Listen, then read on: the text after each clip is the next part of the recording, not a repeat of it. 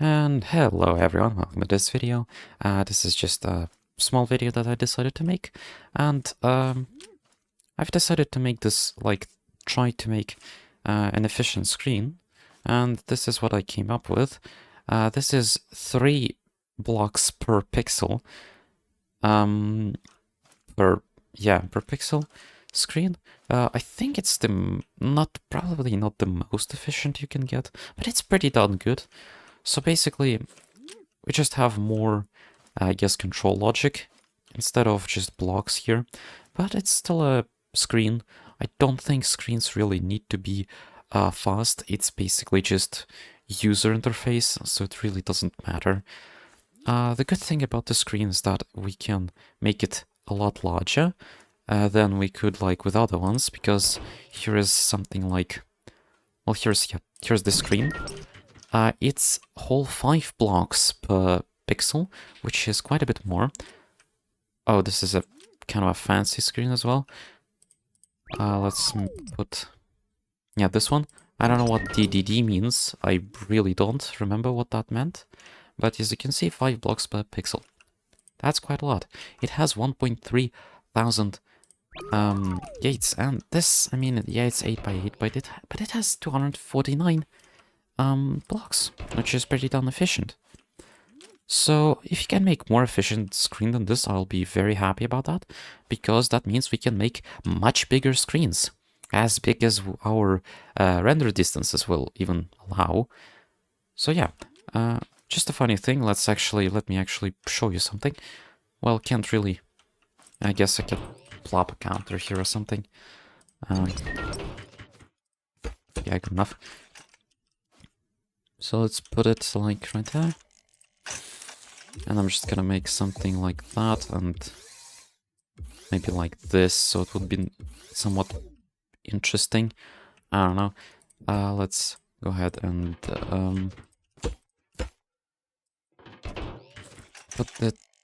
take the generator like right there.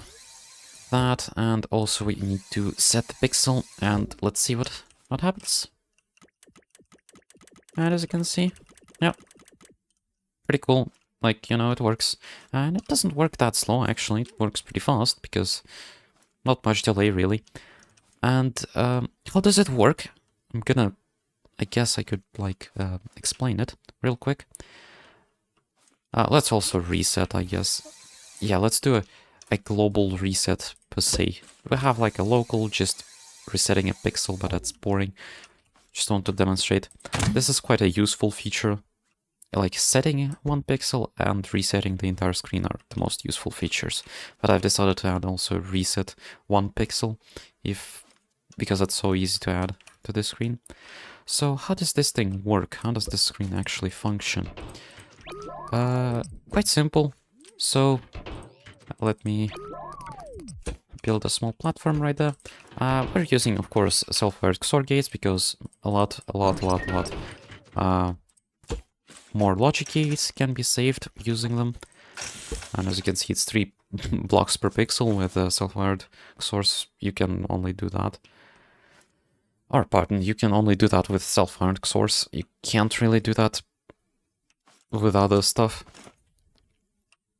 So here I have that, and here we just...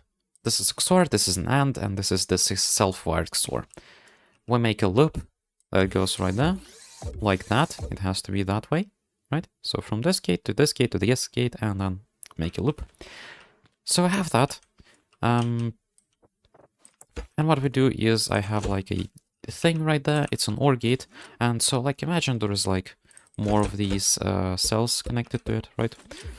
But basically I have this logic gate right there. It's an OR gate, it's necessary. Then I have another OR gate right there. And so, what's the cool thing about this cell? I saw it on the Brent Patches video, and it's honestly pretty darn good.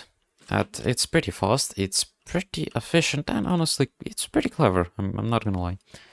So, this is basically a latch, I think it's called. Don't quite remember, but basically it sets itself to the value that we have on the input. So right now on the input we have a 0, so obviously the cell will be well, it will remain 0. We can just click it, and it will just be 0. But if you're gonna set this thing to 1, and remember, there are like a whole, like a lot more pixels that are connected to the same like logic gates, right? And if you're gonna set it, well, it sets, and then we can do whatever we want, and it not gonna like blink or reset. So that's really, really, really useful for a screen. So that way, we can just go ahead. So this is gonna be our decoder. We're gonna connect it right here, and then using some control logic, basically when we want to write, let's start off simple. When we want to reset a screen, we're not gonna put anything here. We're just gonna have the signal remain 0. So we'll be writing 0 to the cell, to the memory cell, right? To the pixels. And then we put a signal right here, and it will actually activate, like, to set the signal, right? To set the thing to whatever we have here. So it basically resets the whole screen, and that's very, very good. So that's one of the things that is done. And then when we want to actually activate a set signal, so this is decoder, right? This is just your usual decoder. We have to make it a demultiplexer, I guess, by having an activate signal, like this. And obviously that's gonna connect to the whole like decoder, right?